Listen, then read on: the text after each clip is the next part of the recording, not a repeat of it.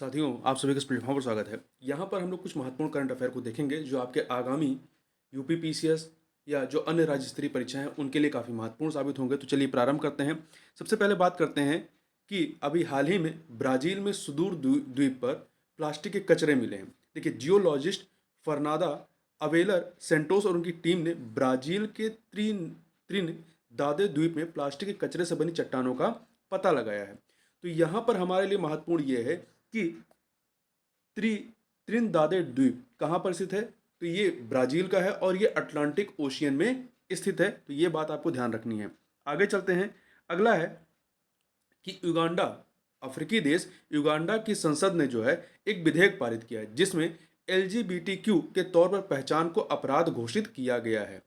तो यहाँ पे ध्यान दीजिएगा युगांडा के बारे में। तो युगांडा जो है एक अफ्रीकन देश है और एक स्थलरुद्ध देश है ये अफ्रीका का। और इससे होकर के जो है विषुवत रेखा या कह सकते हैं इक्वेटर लाइन जो है वो गुजरती है। इसके पड़ोसी देशों में साउथ सूडान, केन्या, तंजानिया और रवांडा तथा डेमोक्रेटिक रिपब्लिक ऑफ कांगो जायरे है। इसकी राजधानी क्या है? कंपाला इसकी राजधानी है। कई बार राजधानी पूछ लेता है, तो कंपाला इसकी राजधानी है और इसकी सीमा लेक विक्टोरिया से भी जुड़ी हुई है। आगे चलते हैं।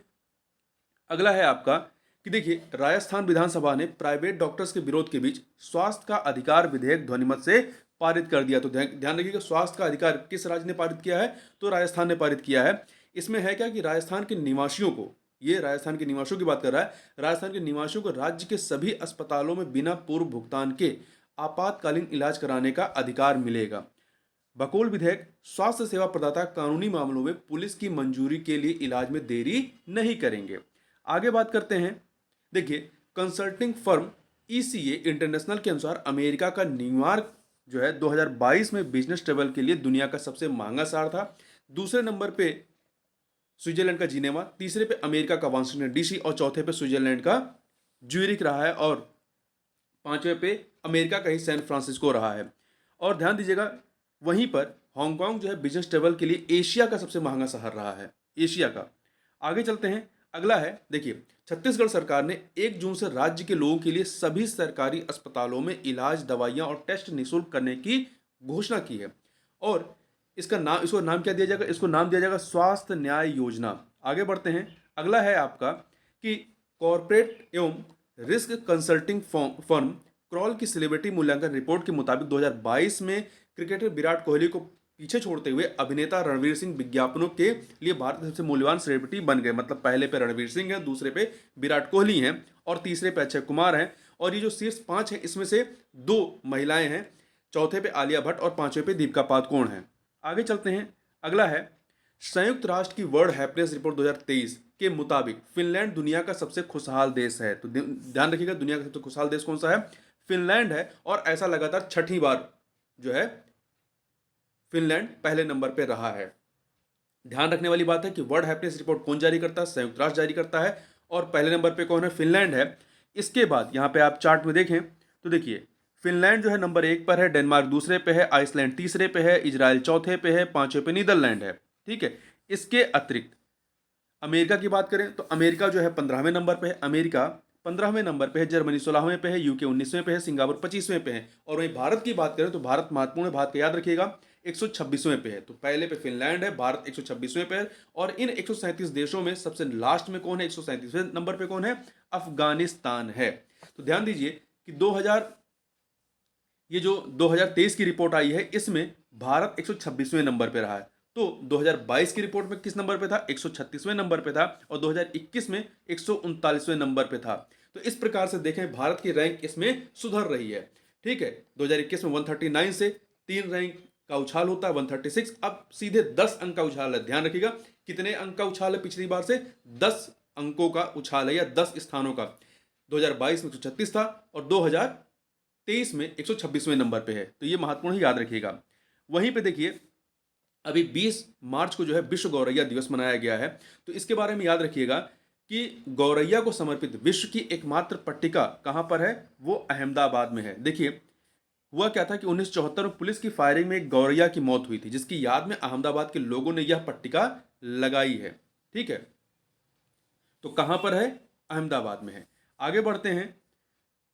केरल की ट्रांसजेंडर महिला पद्मा लक्ष्मी का बार काउंसिल ऑफ केरल में वकील के रूप में नामांकन होने के साथ ही वह राज्य की मतलब केरल की पहली ट्रांसजेंडर वकील बन गई हैं। तो ध्यान रखिएगा पद्मा लक्ष्मी के बारे में कि ये कौन है। ये केरल की पहली ट्रांसजेंडर महिला वकील हैं। आगे बढ़ते हैं। अगला है, अमेरिका ने भारत में मानवाधिकारों की स्थिति को लेकर एक वार्षिक रिपोर्ट जारी की। ये हर साल जारी करते हैं। अमेरिकी विदेश मंत्रालय की इस रिपोर्ट में भारत में मनमानी मनमानी गिरफ्तारी, प्रेस की स्वतंत्रता से जुड़े मुद्दे और धार्मिक व जातीय अल्पसंख्यकों के खिलाफ हिंसा जैसे कथित मानवाधिकार उल्लंघनों का जिक्र किया गया है। भारत पहले एक ऐसी ही रिपोर्ट को खारिज कर चुका है। तो यहाँ महत्वपूर्ण बात यह है कि मानवाधिकारों की स्थिति को लेकर जो रिपोर्ट जारी की जाती है वो कौन जारी करता है अमेरिका में? तो अमेरिका का विदेश मंत्रालय जारी करता है। ये फैक्ट आपको याद रखना है। आगे चलते हैं। हुरून ग्लोबल रिच लिस्ट 2023 के मुताबिक दुनिया के सबसे अमीर लोगों की सूची में 9वें स्थान पर मौजूदा मुकेश अंबानी टॉप 10 में शामिल होने वाले इकलौते भारतीय हैं। इस सूची में गौतम अदानी एंड फैमिली 23वें नंबर पे है, साइरस पूनावाला 46वें नंबर पे है, शिव नडार एंड फैमिली 50वें पे है और लक्ष्मी एंड मित्तल व SP हिंदुजा एंड फैमिली संयुक्त रूप से 76वें पायदान पर हैं। आगे बढ़ते हैं। राजस्थान विधानसभा में अधिवक्ता संरक्षण विधेयक पारित किया गया है, जिसके साथ वकीलों की सुरक्षा के लिए राजस्थान ऐसा विधेयक पारित करने वाला भारत का पहला राज्य बन गया है। तो ये फैक्ट आपको याद रखना है। इस विधेयक के मुताबिक राज्य में वकीलों पर हमला करने, उन्हें डराने धमकाने के दोषियों को 7 साल की जेल और उन पर 50,000 तक का जुर्माना लग सकता है।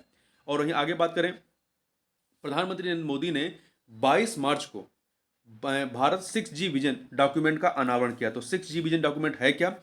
तो अनावरण किया जिसे टेक्नोलॉजी इनोवेशन ग्रुप द्वारा 6G प्रौद्योगिकी को लेकर तैयार किया गया है। इस डॉक्यूमेंट में अगले कुछ वर्षों में भारत को 6G सक्षम, जैसे कि अभी 5G की बात हो रही है, तो 6G सक्षम बनाने का रोड मैप है, जो विभिन्न मंत्रालयों, विभागों, अनुसंधान संस्थानों, मानकीकरण निकायों और दूरसंचार सेवा प्रदाताओं आदि के लोगों द्वारा तैयार किया गया है। आगे बात करते हैं। Call before you dig app. Call before you dig app पूछा जा सकता है, ये है क्या? तो प्रधानमंत्री मोदी ने जो है 22 मार्च को पाइपलाइन व तार जैसी भूमिगत संपत्तियों के मालिकों और खुदाई के करने वाली एजेंसियों को SMS, ईमेल नोटिफिकेशन और क्लिक टू कॉल के जरिए जोड़ने के लिए call before you dig app launch किया। इसमें क्या है कि देखा होगा आपने, रोडों पर कई खुदाई होती रहती है और नीचे से पाइपलाइन या कुछ भी गुजरा होता है, वो क्षतिग्रस्त हो जाता है। तो इस चीज़ को रोकने के लिए जो है ये call before you dig app launch किया गया है, जिससे समन्वय किया जा सके। आगे बात करते हैं थोड़ा सा पद्मश्री के बारे में कुछ लोगों के। तो देखिए थोड़ा सा पहले समझ लेते हैं कि पद्म पुरस्कार 2023 के बारे में। तो इसमें पद्म पुरस्कार 2023 में कुल 106 पद्म पुरस्कार दिए जाने हैं। कुल 106 पद्म पुरस्कारों की घोषणा की गई, जिसमें से इस 106 में से 6 जो हैं पद्म विभूषण हैं, 9 पद्म भूषण हैं और 91 जो है वो पद्मश्री हैं। तो ये ध्यान रखना है आपको। इसके बाद इस 106 में जो है 7 लोग ऐसे हैं जो मरणोपरांत जिन्हें दिया जाएगा और 19 महिलाएं शामिल हैं तथा 2 व्यक्ति ऐसे हैं जो विदेशी, अनिवासी या भारतीय मूल के हैं। और एक फैक्ट और याद रखिएगा कि पद्म पुरस्कार है, इसके तहत एक वर्ष में 120 से अधिक पद्म पुरस्कार नहीं दिए जा सकते हैं। और इस 120 में जो है मरणोपरांत, विदेशी, अनिवासी या भारतीय मूल के जो लोग होते हैं, इनको उनकी संख्या को नहीं शामिल किया जाता। मतलब यदि उनकी संख्या को शामिल किया जाए तो वो संख्या 120 से ऊपर हो सकती है। अब बात कर लेते हैं थोड़ा सा, और एक फैक्ट और याद रखिएगा कि देखिए ऐसा नहीं, पहली बार जो पद्म पुरस्कार दिए गए हैं वो 1954 में दिए गए हैं। 1954 में दिए गए हैं, ठीक है।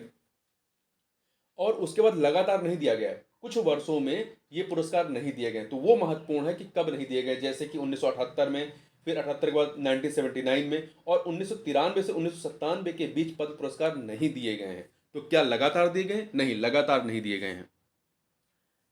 अब बात कर लेते हैं प्रसिद्ध पडवानी लोक गायिका उषा बारले। इनको जो है पद्मश्री से सम्मानित किया गया, पद्मश्री 2023 से सम्मानित किया गया है। तो प्रसिद्ध पडवानी लोक गायिका उषा बारले, तो पूछा जा सकता है उषा बारले किस लोक गायन से संबंधित हैं? तो पडवानी से। तो इनके बारे में और थोड़ा सा याद रखिएगा कि ये कहाँ की हैं? तो ये छत्तीसगढ़ की पडवानी लोक गायिका है और ये पडवानी जो गायन होता है इसकी कपालिक शैली की ये है।